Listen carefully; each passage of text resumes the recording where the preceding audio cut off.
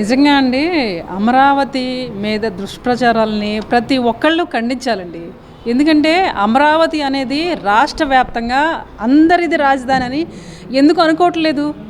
మేము అదే ఖండిస్తున్నామండి. ఎంతసేపు ఆ 29 గ్రామాల దగ్గర ఆగిపోతుంది తప్ప రాష్ట్రం వ్యాప్తంగా ఆంధ్రప్రదేశ్ రాష్ట్రానికి రాజధాని లేదంటేనే ఆ 29 గ్రామాల రైతులు ఇచ్చారు. అంతే తప్ప వాళ్ళతో ఏమీ లేదు. వాళ్ళకి ఇవ్వాల్సింది వాళ్ళకి ఇచ్చేశారు, మాకు ఇవ్వాల్సింది మాకు ఇచ్చేశారు. మిగతాది అంతా రాష్ట్ర వ్యాప్తంగా మొత్తం ఎంతైతే ఉందో అదంతా రాష్ట్ర వ్యాప్తంగా ప్రజలందరిది. కానీ ఈరోజు వేరే వేరే ఛానల్ వాళ్ళు దుష్ప్రచారాలు చేయటము, మునిగిపోయిందంటము, ఎక్కడికక్కడికి చిన్న ఏమండి అక్కడ సంస్థలు వస్తున్నాయి, ఫ్యాక్టరీలు మామూలుగా ఏమైనా సరే ఇన్స్టిట్యూట్లు వస్తున్నాయి, అవన్నిటికి సంబంధించి అక్కడ గొయ్యలు తీస్తున్నారు. పెద్ద పెద్ద క్రేన్లు వందల లారీలు వెళ్తున్నాయండి.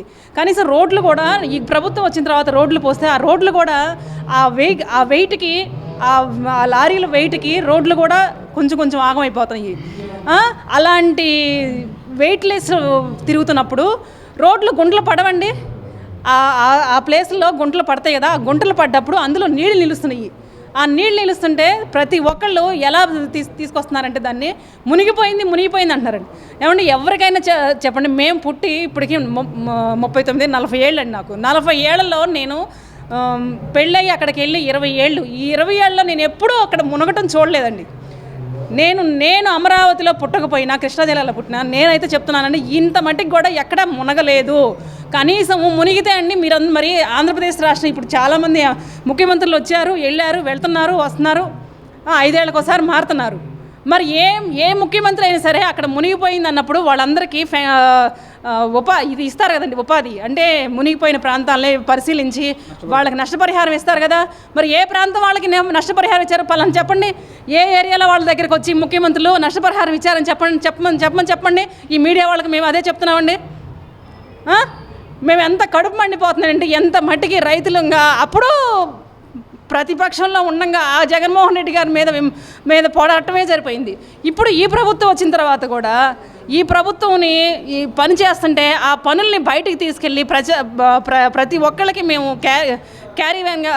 క్యారీ చేయాలని చెప్పి ఆశపెడుతున్నాం. దానిలో భాగంగా ఈ విమర్శల్ని ఖండిస్తున్నామండి.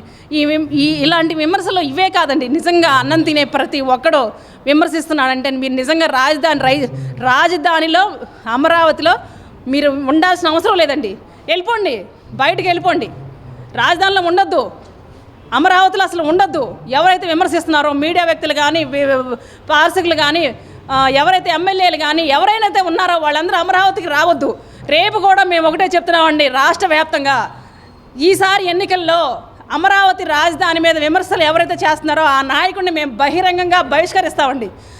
మేమంటే మేము కాదు, అక్కడ ప్రతి ఒక్కళ్ళు అమరావతి రాజధాని ఒకటే రాజధాని, ఆ రాజధాని ఇక్కడే ఉంటుంది, వీళ్ళందరికీ మేమందరం సపోర్టు అనే వ్యక్తి ఎవరైతే వస్తాడో ఆ వ్యక్తికి మేము ఓట్లేసి గెలిపించుకుంటాము, ఆ వ్యక్తిని మేము నాయకుడిగా ఎన్నుకుంటాము. ఇవాళ ఈ నాయకుడే కదండి, రేపు వచ్చే నాయకులు కూడా మేము అదే చెప్తున్నాము, అమరావతి ఇక్కడే ఉంటుంది అని అంటేనే నామినేషన్ వేయండి. లేకపోతే మేము ఎంతసేపు మేము పోరాడలేము, ప్రతి ఒక్కళ్ళని మేము విమర్శించలేము. ఇంకా ఎంతకాలం అండి, ఎంతకాలం విమర్శించమంటారు? ఇళ్ళు వాకిళ్ళు వదిలిపెట్టి పిల్లల్ని అందరినీ వదిలిపెట్టి ప్రతి దానికి ఎక్కడ ఏం జరుగుతుందో అని చెప్పి బయటికి తీసుకెళ్లే విధానంలోనే ఉంటున్నాం తప్ప ఇంకా పోరాడే శక్తి మాకు లేదు. ఇదే చెప్తున్నాం మేము. రేపు ఎన్నికల్లో కూడా నేనైతే ఏ కండవా వేసుకోలేదండి. ఈ రైతు కండవాతోనే ఇవాళ వరకు ఈ 5 సంవత్సరాలు చేసాము. ఇప్పుడు కూడా ఇంకా 5 సంవత్సరాలు కాదు 10 సంవత్సరాలైనా ఈ కండవా వేసుకొని చేస్తాము.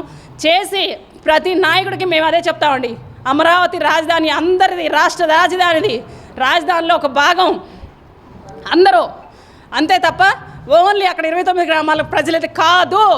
మేము బల్లగుద్ది చెప్తున్నాము. మేము 25% తీసుకొని 75% ఇచ్చాము అని చెప్పి ప్రతి సాటకి వెళ్ళిన కాడల్లా చెప్పుకున్నాము. ఇప్పుడు కూడా అదే చెప్తున్నాము. ఈ కండవా వేసుకొని ఈరోజు ఈ ప్రభుత్వాన్ని తీసుకొచ్చాము. అలాగే ఈ కండవాతోనే రేపు కూడా పోరాడతాము. అంతే తప్ప రాజధాని మునిగిపోయింది అన్న ఎవరైతే ఉన్నారో వాళ్ళందరినీ మేము ఇక్కడ నుంచి నిజంగా బహిష్కరిస్తున్నామండి. వాళ్ళెవరు ఉండొద్దండి. ఇక్కడ ఉండకుండా మీకు ఇష్టమైన చోటకి వెళ్ళిపోయి అక్కడ తీసుకోండి, అక్కడ బ్రతకండి. అంతేగాని ఇంకా మమ్మల్ని హింసించొద్దు, మమ్మల్ని ఏడిపించొద్దు, మా పిల్లల ఉసురు పోసుకోవద్దు.